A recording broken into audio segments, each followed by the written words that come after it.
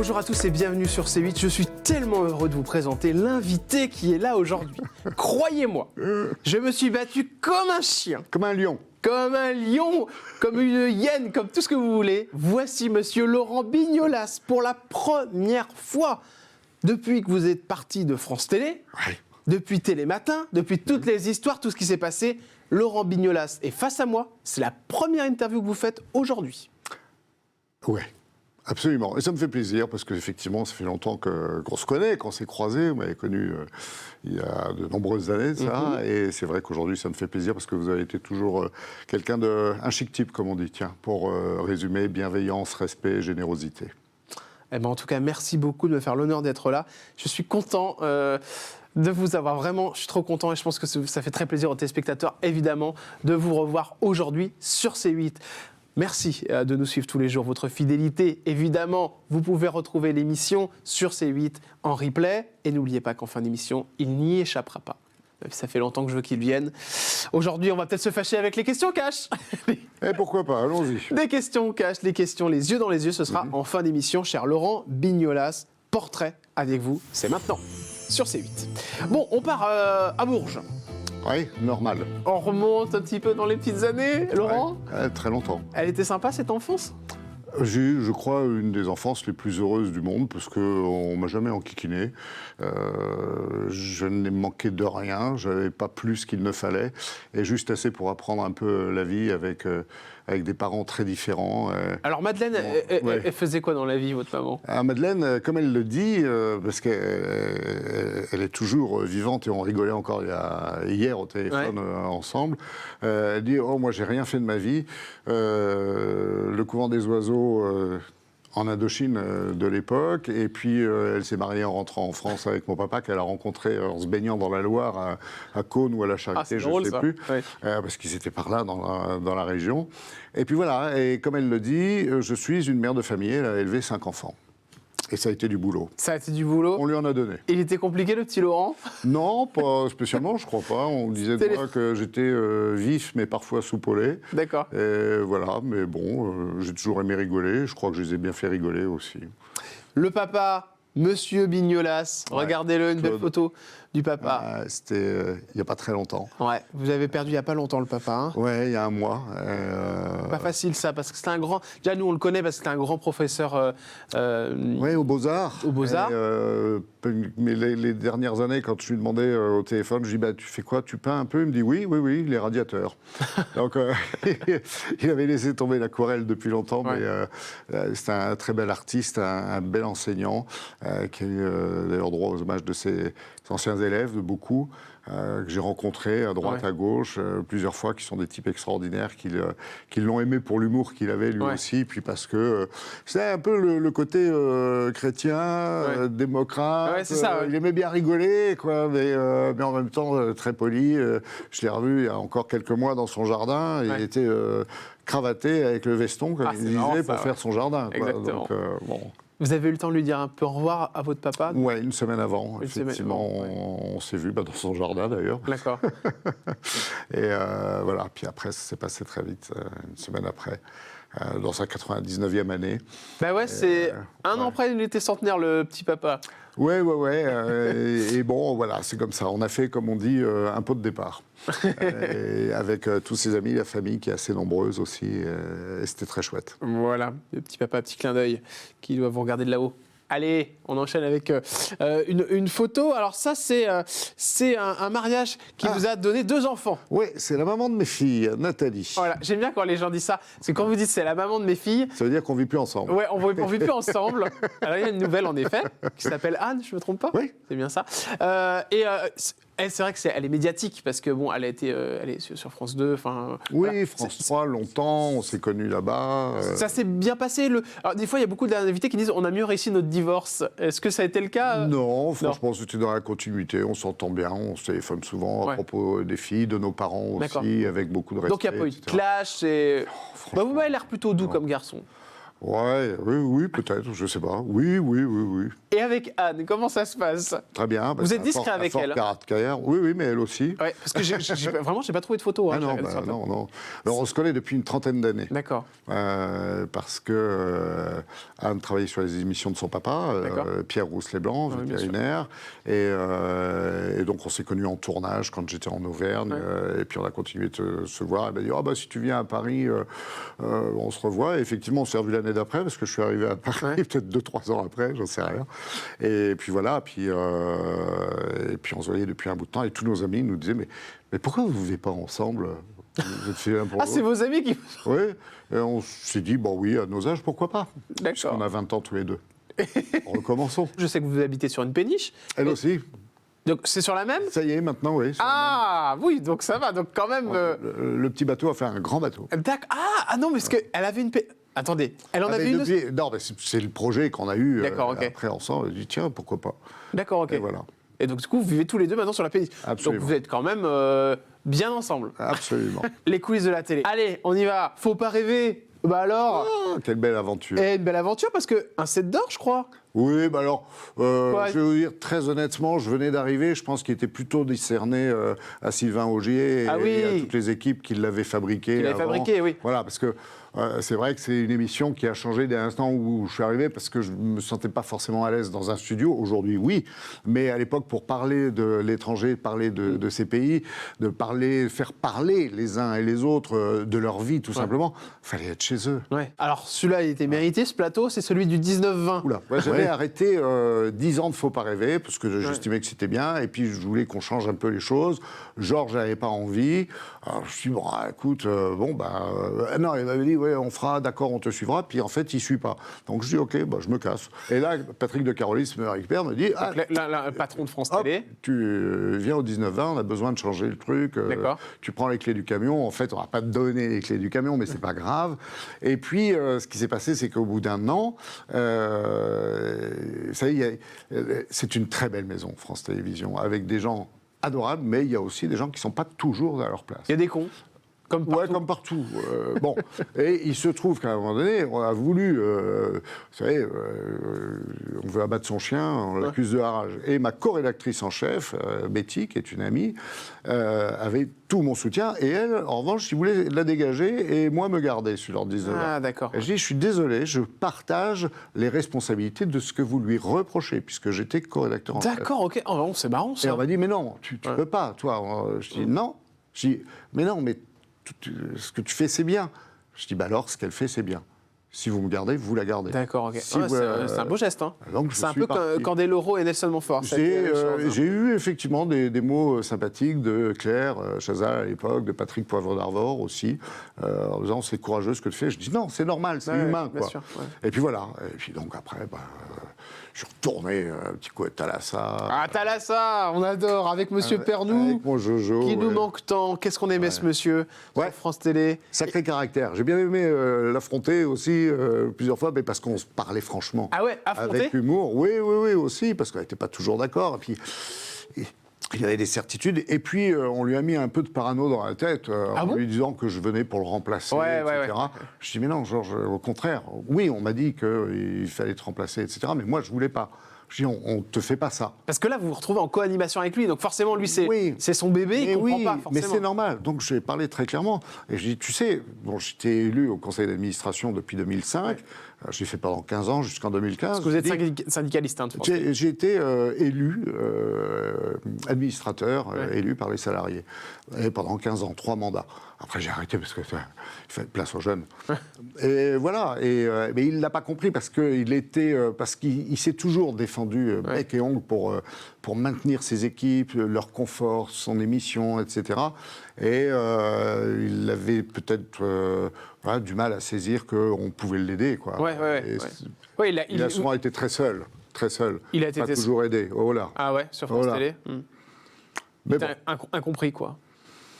Non, mais il y avait pas mal de profiteurs qui ont tourné autour de lui. Quoi. Ah ouais, carrément. Moi, je voulais pas en faire partie.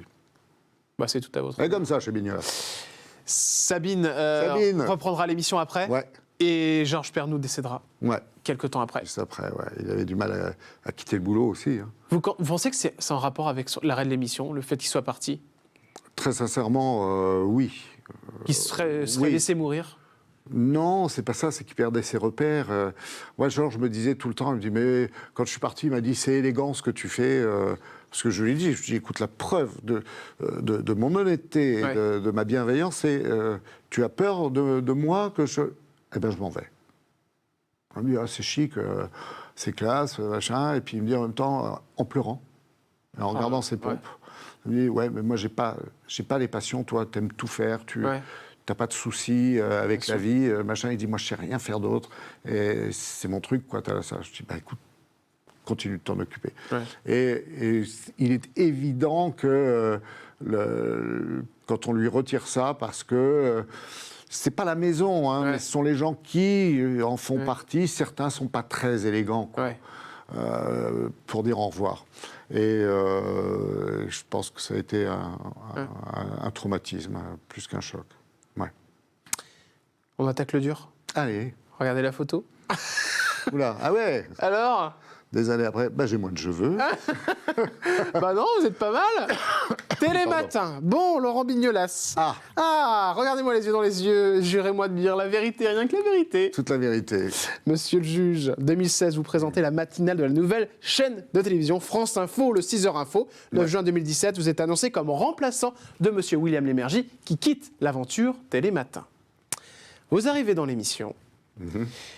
Et bon, bah voilà, il va y avoir des choses. Déjà, il y a une polémique dès que vous rentrez dans l'émission. Oui. Je ne sais pas pourquoi. Qu'est-ce qui se passe? Non plus, je ne sais pas. Pourtant, je me souviens de la patronne de France 2, Caroline, qui m'appelle, qui me dit, écoute, moi je faisais la matinale. On avait construit la matinale de France Info, qui était une magnifique aventure, avec des jeunes super sympas, des pros partout, avec une envie... Bon, ouais, on arrivait le matin à 3h du matin sur place en se disant, bon, qu'est-ce qu'on va mettre dans notre matinale? Parce qu'on n'était pas aidés, mais on avait de l'inventivité, il y avait de... Voilà. Et au bout d'un an, quand Caroline me dit, mais ça t'intéresse? Est-ce que tu as envie? Je dis, bah, envie, je connais pas bien, je regarde pas trop. Et puis, ce que je vois, j'essayais de faire communiquer justement notre matinale sur France Info avec un teasing pour parler de France 2 qui prenait le relais, Télématin. Ça n'avait pas l'air de se déclencher, de venir. Je me dis, oh, ça a l'air lourd. Bon, bref. Elle dit, mais non, mais ça t'intéresserait? Je dis, ah oui. Je dis, ça m'intéresse, j'ai jamais fait ce genre de choses. Ouais, sympa comme émission. Hein. Alors, pareil, comme le coup du 19-20, bon, bah, t'as les clés du camion, etc. Mais en fait, ça ne s'est pas passé comme ça, parce qu'on arrive dans une équipe qui était constituée depuis tant d'années, qui avait ses habitudes de fonctionnement, ses us, ses usages, ses coutumes, et puis son économie aussi, pardon, d'être grossier, mais c'est ça, c'est la vie d'une équipe, et qui vivait un petit peu à part, même si les uns et les autres se croisaient, mais déjà parce que c'est un rythme différent, parce que vous partez du boulot quand la plupart des autres arrivent. Ah bah oui, c'est très tôt, hein. Vous leviez à 4h, hein, 3h. Avant, ouais, plutôt 3h. Ouais, 3h. Et mais c'était des vacances, je gagnais 2 heures par rapport à France Info. Hein. Et la pétition, c'est quoi les pétitions? C'est quoi? Une pétition, je sais plus. Je sais que j'étais tout de suite poussé comme étant comment ça? Le bouc émissaire un peu du mécontentement. C'est-à-dire qu'il perdait un peu... Je crois qu'avec William, j'ai tout entendu. William, je l'ai vu, je suis passé le voir, parce que ça s'est fait très rapidement. William est parti, il a dit, je m'en vais, quoi. Et donc, il fallait... Moi, c'était la semaine d'après. Donc, la semaine d'avant, je suis allé le voir bosser, je suis allé dans son bureau, on a parlé. Il m'a dit, attention... Toi, tu viens de rédaction, tu travailles en rédaction avec des journalistes. Moi, ce que j'ai monté, c'est une troupe de théâtre. Une troupe de théâtre. Et je suis un metteur en scène. Et je les traite comme ça. Je dis, ah oui, je suis pas un peu comme ça. Non, mais tu verras quand tu seras dans ce bureau. Alors, premier truc, déjà, le bureau, c'est j'ai pris un petit KGB pour pas déranger, parce que le grand bureau de William, non, il y avait une équipe de production qui ziotait ce truc-là. Donc vous avez donné le bureau. C'était un symbole. J'aurais dit, moi, c'est pas mon truc. Moi, ce qui m'intéresse, c'est l'antenne, c'est ce qu'on peut faire. Bien sûr, bien sûr. Voilà. Donc, on n'était pas dans le même trip. Après, il y a des tas de gens avec lesquels je m'entends encore toujours très bien. Et puis, une autre partie. Après, la pétition, il leur fallait un punching ball, quoi. Ouais. Donc moi, je disais rien parce que, d'abord, respect pour ma maison, pour le service public, parce que... Vous l'avez bien vécu, tout ce qui s'est passé? Ouais, bon, il y a des moments, excusez-moi l'expression, mais j'ai pris des sauts de merde dans la gueule. Vous avez pris des sauts de merde dans la gueule? Ah ouais, franchement. C'est fou quand même. Et puis, je ne comprenais pas. Laurent Bignolas... Je comprenais pas très bien, parce que ça se passait bien. J'arrivais en régie, dans les couloirs, etc., maquillage, une ambiance de travail, quoi. Et les uns et les autres me disaient, mais je ne comprends pas qu'ils t'en veuillent, parce que ils ont été maltraités, traités durement. Toi, tu es gentil avec tout le monde, Enfin, t'offres des cafés à tout le monde, t'es là, tu nous accueilles le matin alors que... Donc réellement, vous comprenez pas en plus? Je comprends absolument pas. Aujourd'hui, toujours pas? En fait, je m'en fous. Ouais. Aujourd'hui, j'ai fait mon boulot, je savais que ça allait être difficile, je savais que...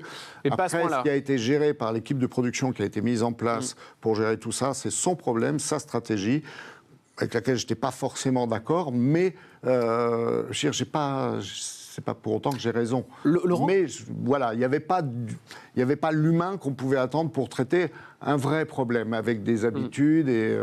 Quand vous dites un saut de merde dans la gueule, je veux dire, vous voulez dire quoi par là? Est-ce que c'est... tout ce qui sortait, tout ce que disaient certains, certaines, pas tous les chroniqueurs avec lesquels je m'entendais bien, mais quelques-uns sur les 50 qui n'étaient pas contents de leur sort. Et j'étais le responsable du truc. Grosso modo, c'est à cause de moi qu'il y avait ce changement dans leur vie, etc., etc. Quelque chose était cassé pour eux, ce que je veux comprendre, ce que je peux comprendre, mais de là à s'en prendre à moi, bon. C'était jusqu'à des menaces? Non, mais des mots vraiment d'une stupidité, comme quoi? Pas gentil. J'avais un collègue que je nommerais pas, j'arrivais derrière, il savait même pas que j'étais derrière lui, et il disait moi je te la reprends l'émission, tu vas voir, ce sera pas comme avec Claude Pomme en parlant de moi. Ouais. Il dit je te remonte les audiences, parce que lui c'est vraiment, il sait pas quoi. Bon, et plus le reste. Et pourtant, des gens que j'ai aussi défendus. Ouais. C'est terrible, hein. Ouais, mais bon, c'est vrai. Parce que. C'est pas grave. Et puis, j'ai pas tout compris, quoi, de cette espèce d'alliance qu'il y avait les uns les autres, ils se parlaient entre eux. Ils avaient un monde à préserver et qu'ils n'arrivaient pas à préserver. Mais c'est bizarre. Ils ont eu du mal à le quitter. Ça fait drôle parce que. Mais pourquoi avoir. Presque un syndrome de Stockholm. Ouais, mais pourquoi? Parce qu'on a tellement entendu de choses sur vous que là, quand je vous écoute, je me dis, mais attendez, c'est pas possible parce que vous aviez l'air d'être le méchant. Demandé à tous les techniciens, réalisateurs et autres que mais pourquoi vous n'avez pas parlé, Laurent Bignolas? Parce que pour défendre la maison. Pour défendre la maison. Oui, et la matinale, pour pas qu'on s'intéresse à Télématin à cause des ragots, des conneries, des conflits, ça a été etc. que ça, hein, ouais, moi je voulais qu'on s'intéresse d'abord à l'antenne et qu'on voit le résultat et que ça soit ça. Mais quand il y en a qui témoignent anonymement, qui disent que vous cherchiez à pousser des chroniqueurs à bout en multipliant les brimades sur leur travail, celle-là, je n'avais aucun pouvoir. Celle-là, vivement qu'elle dégage, confie un témoin anonyme. Vous avez dit ça? Ce genre de choses? Je me souviens pas. Ouais, vraiment, je crois pas. Ou alors je parlais de ma vieille tante. Donc tout ça, c'est des conneries, parce qu'il y a eu des témoignages. Hein, oui, ça, je sais comment ça peut se passer à la télévision pour avoir des témoignages anonymes, surtout. Ouais, ça c'est vrai que c'est anonyme, je suis d'accord avec vous. Je vous montre une photo? Allez, cette personnalité-là, qui a fait une dépression, oui, burn-out. Isabelle Chalençon. Ouais, ça se passait bien avec vous parce qu'elle est partie... On se voyait de temps en temps, mais elle n'avait pas énormément de chroniques. Je crois que c'était sur le samedi. Donc, Vous l'avez eu depuis? C'est à cause de vous qu'elle est partie? Vous en savez un peu plus? Non, je ne crois pas. Mais au contraire, moi, elle m'a posé des tas de questions sur le plan humain, personnel, salarial, etc. J'avais des conseils au début quand elle me disait...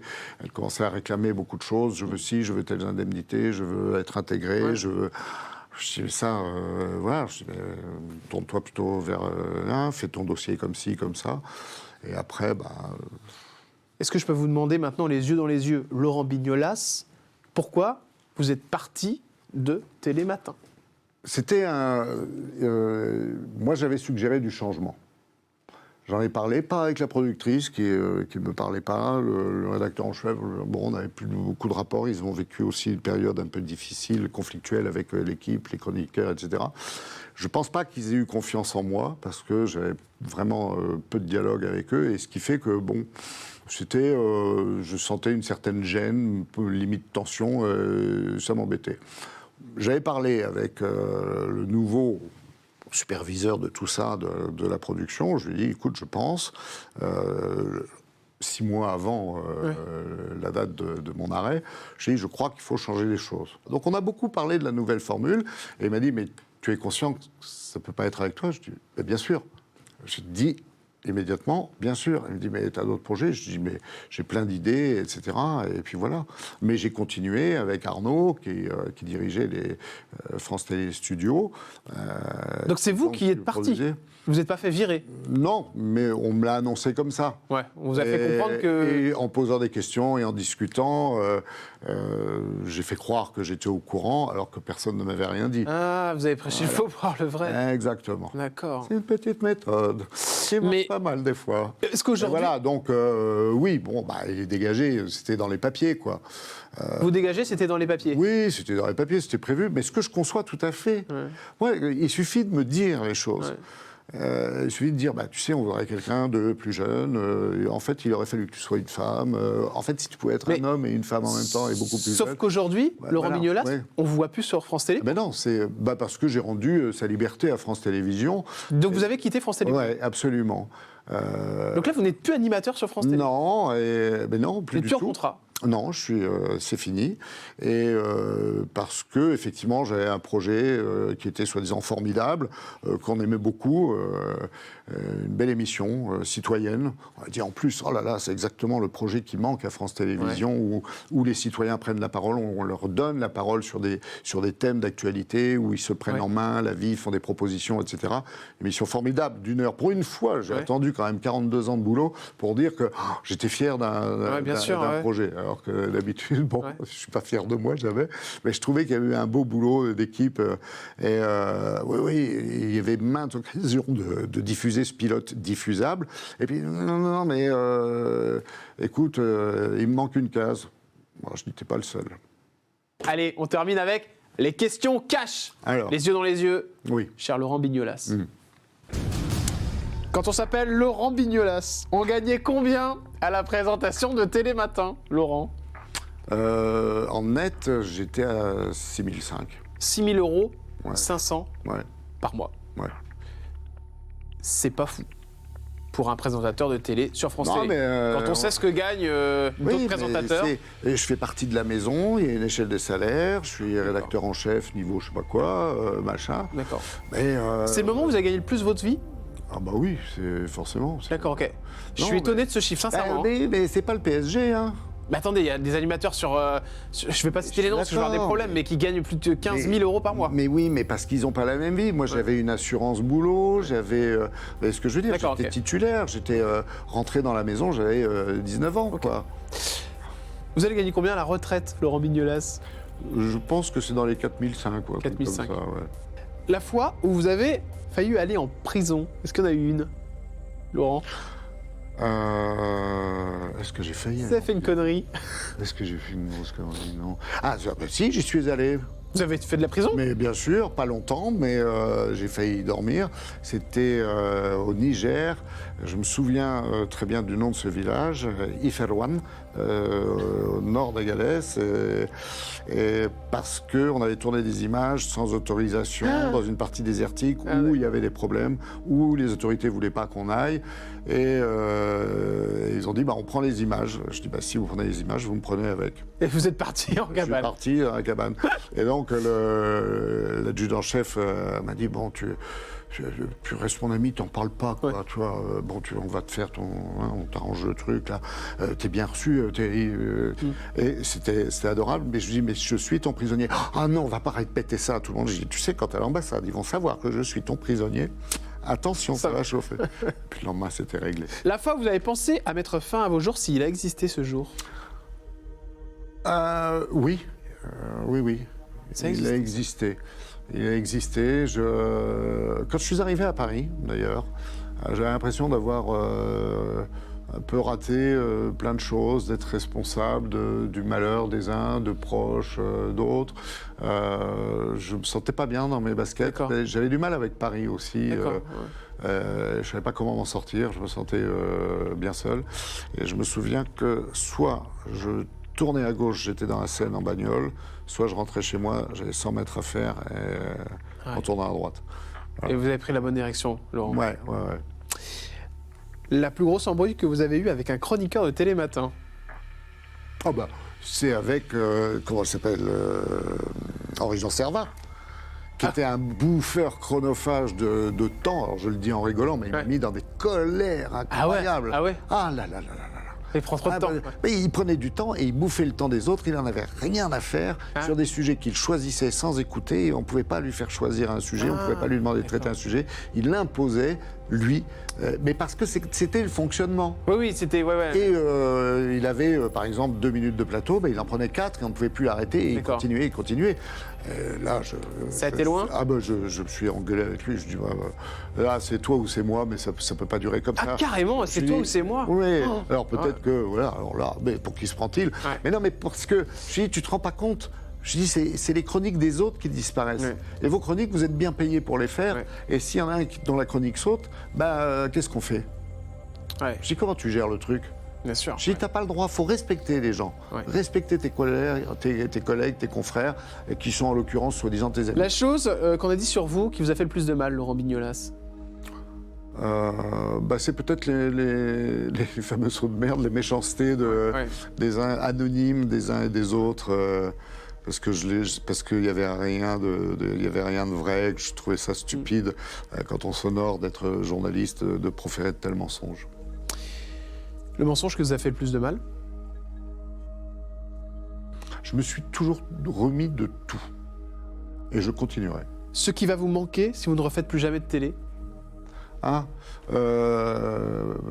rigolade, parce que une régie, les petits sourires dans l'oreillette, les vannes du réalisateur, tous ces moments. Vous savez, quand vous êtes à l'antenne à 6h du matin, effectivement, que vous êtes très tôt et que vous arrivez aussi frais qu'à l'apéro du soir, et aussi amusé parce qu'il y a une super ambiance, parce que vous aimez la vie et que cette vie, elle existe là, elle existe dans la télé. C'est pas que du carton, des machins, vous le savez, vous, Jordan, et tout le monde le sait. Mais quand on le fait vivre et quand on peut...